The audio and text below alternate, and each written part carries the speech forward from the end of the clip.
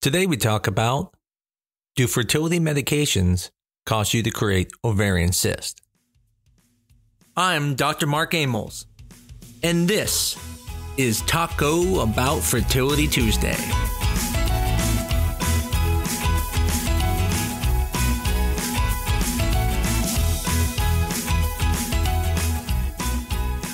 If you've been through fertility treatment, you're aware of this situation. You're going in for your ultrasound to either start treatment or getting ready for treatment, and your doctor does an ultrasound and finds a cyst. Holy cyst. What just happened? Because of this cyst, you can no longer undergo treatment this month, or you have to postpone it for another month. But the question is, how did you get that cyst? Was it the medication? Was it something else? That's what we're going to discuss today on Taco Bout Fertility Tuesday. I think it's first good to understand that the word cyst is just a generic grab-bag term. It's no different than saying automobile. If you have a truck, a van, a car, we still call it an automobile. Well, that's the word cyst. A cyst is just a fluid-filled sac. But a cyst can be cancer. It could be endometriosis. It could be a normal follicle. Now, to understand cysts, you have to understand where they come from. There are physiological cysts, which is when you, every month, develop a follicle, a cyst is there, and then it ovulates and becomes another physiological cyst called a corpus luteal cyst. And that's a cyst that makes progesterone and supports the pregnancy. Now, there are pathological cysts that are not supposed to be there. Those would be things like cancer. That would be things like endometriosis. Pathological cysts rarely go away, whereas physiological cysts do go away. Most time, every month, you make those cysts and they go away before you start your next cycle. But there are times when you will have a weird period, maybe get your period a day or two late, and you probably had a cyst. Matter of fact, a lot of times when you're having intercourse and you have some pain, it's possible you hit that cyst, and that caused your pain. But why do we see more cysts when you're going through fertility treatment? Well, the first thing to understand is you may have had cysts the whole time. Even though you've never been told you have a cyst, you also haven't had many ultrasounds every other month or every month to find out if you do have a cyst. And so you're going to have an increase in the discovery of the cyst because you are checking it more often. But what I'm saying here is that having your eyes closed doesn't make someone not there. Well, having your eyes open does make it there. So in that same principle, you're always getting cysts, you just didn't know you have them. So now you're seeing them. So does that mean that the medications don't make more? Well, no, they actually do, but not for the reason you may think. A lot of people get worried about being on medication and getting cysts. And I always tell them, don't be worried about that. It's not the medication causing the cyst. It's actually the medications giving you more opportunities to have cysts. Let me explain. If you drive 200 miles a day in the car to go around town or go to work, whatever you're doing, and another person only drives 20 miles a day to go to work and do their daily activities, the person who drives more has a higher risk of getting in a car crash. Not because they're a better or worse driver, but because they drive more. They have more opportunities. Well, the same thing goes with cysts. If you take medication and make more cysts, then you're going to have a better chance of having cysts. So if you're making lots of follicles and they don't resolve, you have a higher chance of cyst. So it's not really the medication causing the cyst, but giving you more opportunities. Things like artificial inseminations, also called IUIs, you make fewer follicles. And since you make fewer follicles, you may not make as many cysts. But in IVF, you're trying to make multiple follicles. And in that situation, you can have increased chances of having cysts. Now, I think it's important to understand cysts are not that concerning. I always joke around that cysts happens, and they're especially not concerning when they are somewhat expected. That's why we do a baseline ultrasound. The baseline ultrasound during treatment is to make sure that there is no cyst at the beginning of the cycle.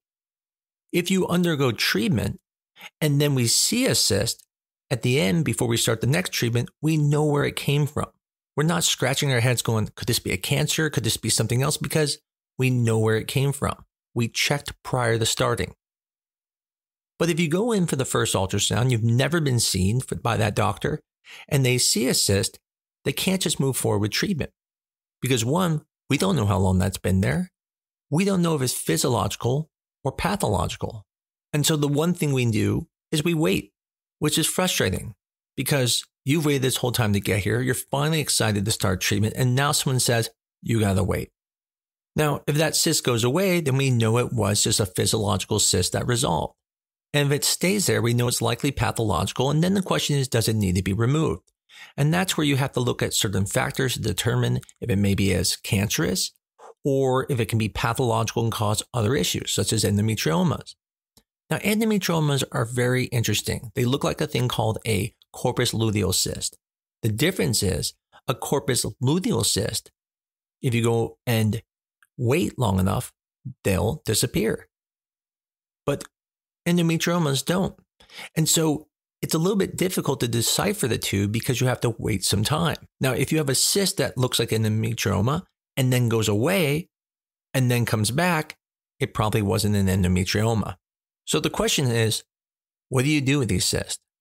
Well, you always want to allow a cyst to resolve on its own if it can. You can never justify surgery if there's not causing you any problems. Imagine you have a cyst that's going to go away in the next 4 weeks. And you go and do a surgery and something happens and they nick your bowel and now you have a bag attached to your abdomen collecting the stool for the next several months as they try to heal your bowels, all because you removed the cyst that you didn't know was going to go away anyways in the next month. What if there's a cyst, but you have severe diminished ovarian reserve? Well, there's another situation where surgery should be avoided if possible because although the cyst may be causing some issues, such as pressure symptoms and discomfort, anytime you remove a cyst, you're going to hurt the ovaries. And that's because the eggs are on the outside of the surface of the ovaries. They're not inside of the ovary near the center. They're on the external portion. And there's no way to remove a cyst without hurting that external portion. So for women who have severe diminished ovarian reserve, we will tend to wait to do surgery until we've at least exhausted other options. Now, there are situations you absolutely have to do surgery. If you're concerned it's cancerous or someone has severe pain or it's even blocking your ability to do treatments. In all those situations, surgery is absolutely necessary and the benefit outweighs the risk.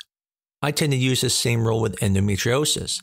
If someone doesn't have any clinical pain and the endometrioma is under 4 centimeters, is not blocking the path of being able to retrieve eggs, I recommend not doing surgery and only doing surgery when either those symptoms develop or if it's getting larger and larger and causing problems, or we cannot access the ovaries for something like IVF. Otherwise, I think the benefit of removing a 1-2 centimeter endometrioma has such little benefit on fertility that the risk of the complications from surgery is not worth it. Now, as I always talk about, what I'm talking about is very generic. You always need to talk to your doctor and you have to make a plan. There are always times that removing a cyst may be worth it, even when it may go away. But that's a decision you have to make with your doctor. But in general, you don't need to remove a cyst that's going to go away in a short amount of time.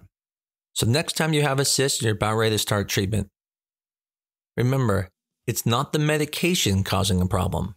It's the opportunities it created to allow you to develop a cyst, because cysts are supposed to happen. And that's because cyst happens. I hope this was helpful for everyone and maybe help answer a few questions people had. As always, if you like this, please tell your friend about us. Review us on your favorite medium. As always, if you have questions, send me a question on our Facebook page, Taco Bout Fertility Tuesday, or to our email, tbft@newdirectionfertility.com. Until next week, this is Taco Bout Fertility Tuesday.